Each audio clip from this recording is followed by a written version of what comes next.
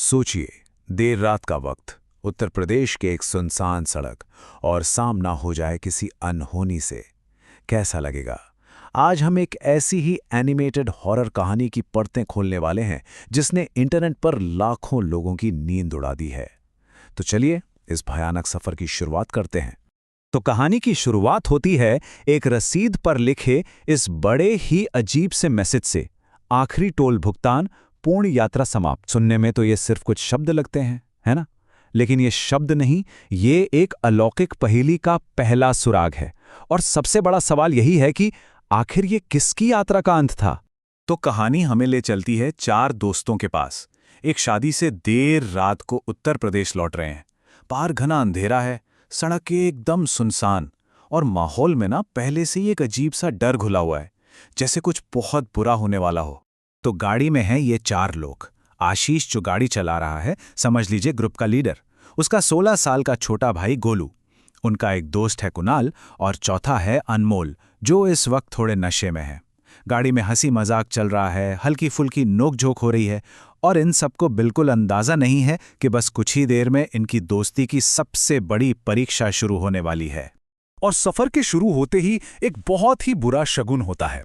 एक टिटरी, जिसे अक्सर अशुभ माना जाता है, वो सीधा इनकी विंडस्क्रीन से आकर टकराती है और शीशे पर खून का एक लंबा सा निशान छोड़ जाती है। अब सवाल ये है कि क्या ये सिर्फ एक इत्तेफाक था, या फिर अंधेरे में छुपी किसी शक्ति की पहली चेतावनी? और अब कहानी में आता है असली मोड़। गाड़ी चल रही है और अचानक से उन्हें एक बिल्कुल टूटा फूटा जर्जर सा टोल बूथ दिखाई देता है। अब सबसे अजीब बात क्या है पता है? जब वो दिन में इसी रास्ते से गए थे, तब तो मीलों तक सिर्फ खाली सड़क थी, वहां कोई टोल बूथ था ही नहीं। और यहीं पर हकीकत जो है ना, वो दो हिस्सों में बढ़ जाती है। अनमोल, जो नशे में है, उसको वो टोल बूथ दिख ही नहीं रहा। वो जिद पर अड़ जाता है कि अरे भाई, यहां कोई टोल वोल नहीं है। लेकिन बाकी तीनों को, आशीष, गोलू और कुणाल को, टोल बूथ नंबर 13 अपनी आंखों के सामने साफ साफ दिख रहा है। सोचिए, एक ही गाड़ी में बैठे चार दोस्त, लेकिन देख रहे हैं दो अलग अलग दुनियाएं। अब जरा इस लेन देन पर गौर कीजिए, कितना अजीब है। बूथ के अंदर एक परछाई जैसा कोई बैठा है। कौन है, क्या है, कुछ समझ नहीं आ रहा। आशीष जैसे ही 100 का नोट आगे करता है, एक ठंडा सा हाथ, जिसके नाखून एकदम लाल और नुकीले हैं, वो नोट पकड़ लेता है और बदले में एक बड़ी अजीब सी पासपोर्ट साइज की रसीद थमा देता है। इसके बाद वो बैरियर एक धीमी चरमराती हुई आवाज के साथ खुलता है। तो जैसे ही वो लोग थोड़ा आगे बढ़ते हैं, आशीष आदत से रियरव्यू मिरर में देखता है और उसके होश उड़ जाते हैं। टोल बूथ गायब हो चुका था। पीछे बस खाली अंधेरी सड़क थी, और उस सड़क पे चमक रहा था आशीष का दिया हुआ वही 100 रुपए का नोट। ऐसा लगा जैसे वो लेन देन कभी हुआ ही नहीं था।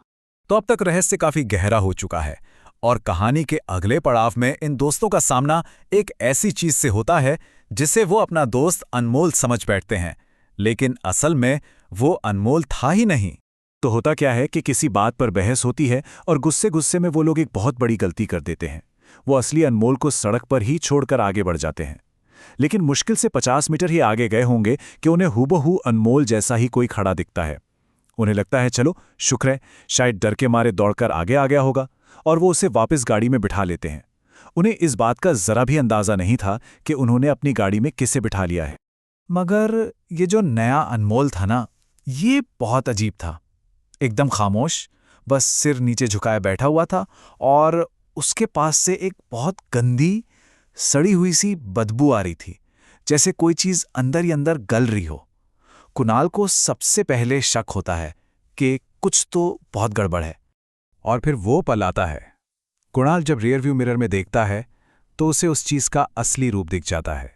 एक काली परछाई, जिसकी दो आंखें चांदी के सिक्कों की तरह चमक रही थीं। बस ये देखते ही सब घबरा जाते हैं और गाड़ी से निकलकर बाहर भागते हैं। और अब उस चीज को भी छिपने की कोई जरूरत नहीं थी। उनका जो सबसे बुरा डर था, वो अब हकीकत बनकर उनके सामने खड़ा था, और भागने के लिए भी कोई जगह नहीं थी। तो अब सबसे बड़ा सवाल ये उठता है कि अगर वो हमशक्ल गाड़ी में था, तो फिर असली अनमोल कहाँ है? और ठीक उसी पल अंधेरे में से असली अनमोल निकलकर उनके सामने आता है, जो खुद भी हैरान परेशान है कि आखिर चल क्या रहा है। और बस यहीं पर पहेली का एक बहुत बड़ा हिस्सा अपनी जगह पर बैठ जाता है। आशीष को अचानक एक YouTube वीडियो की याद आती है जिसमें छलावे के बारे में बताया गया था। देखिए, लोक कथाओं के हिसाब से छलावा एक धोखेबाज आत्मा होती है, एक तरह का बहुरूपिया जो किसी का भी रूप ले सकता है। और ये आपका पीछा तभी कर सकता है जब आपके पास उसकी कोई चीज हो। ये सीधे सीधे मार नहीं सकता, लेकिन हाँ, डरा डरा कर और कंफ्यूज करके पागल जरूर कर सकता है। और तभी आशीष को याद आता है वो चीज, वो शापित चीज, वो टोल बूथ से मिली अजीब सी रसीद जो अब भी उसकी जेब में पड़ी थी। बस एक झटके में सारी कड़ियां जुड़ जाती हैं। अब कहानी अपने क्लाइमैक्स पर है। जैसे ही छलावे को ये एहसास होता है कि उसकी सच्चाई पकड़ी गई है, वो और भी ज्यादा खतरनाक हो जाता है। अब इन दोस्तों के पास कोई चारा नहीं है। अपनी जान बचाने के लिए उन्हें उसका सामना करना ही पड़ेगा। तो बचने का रास्ता सिर्फ एक ही था और प्लान एकदम सीधा और सिंपल था। स्टेप 1, पता लगाओ शापित चीज क्या है, जो कि वो टोल रसीद थी। स्टेप 2, उसे जलाने के लिए आग ढूंढो। और स्टेप 3, उस रसीद को जलाकर इस पूरे श्राप को जड़ से खत्म कर दो। तभी दूर उन्हें उम्मीद की एक किरण दिखती है, एक जलती हुई लालटेन। लेकिन उनकी ये उम्मीद फौरन डर में बदल जाती है जब वो देखते हैं कि लालटेन उसी टोल बूथ नंबर 13 पर जल रही है, जो अब पहले से भी ज्यादा पुराना और भयानक लग रहा था। मतलब बचने का इकलौता रास्ता वहीं था जहां से सारा खौफ शुरू हुआ था। अब आखिरी पल आ चुके हैं और माहौल में बहुत टेंशन है। छलावा अनमोल का रूप लेकर उनकी तरफ तेजी से दौड़ता है। आशीष लालटेन तो उठा लेता है, लेकिन डर के मारे एकदम जम सा जाता है, हिल भी नहीं पाता। तभी उसका भाई गोलू उसे होश में लाने के लिए एक जोर का थप्पड़ मारता है और आशीष कांपते हाथों से वो रसीद सीधा लालटेन की आग में फेंक देता है।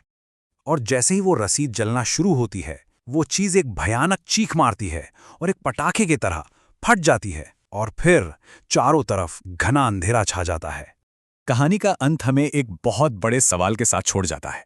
एक ऐसा सवाल जो उन किरदारों के मन में तो है ही, लेकिन सुनने वाले के मन में भी गूंजता रहता है कि जो कुछ भी हुआ वो सच था भी या नहीं।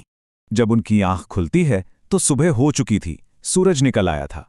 वो चारों अपनी गाड़ी के अंदर बिल्कुल सुरक्षित थे और गाड़ी खड़ी थी यूपी 90 किलोमीटर वाले मील के पत्थर के पास। रात को जो भी भयानक चीजें हुई थीं, उनका एक भी सबूत वहां नहीं था। ना कोई टूटा हुआ टोल बूथ, ना शीशे पर खून का धब्बा। सब कुछ एकदम नॉर्मल था, शायद जरूरत से ज्यादा नॉर्मल। तो आखिर में सवाल बस यही रह जाता है, क्या वो सच में एक छलावा था, एक धोखेबाज आत्मा, या फिर वो बस थके हुए दिमागों का एक भयानक साझा सपना था। ये कहानी हमें हकीकत और वहम के बीच की एक बहुत ही बारीक सी लाइन पर लाकर छोड़ देती है, जहां हमारे सबसे बड़े डर हकीकत का रूप भी ले सकते हैं।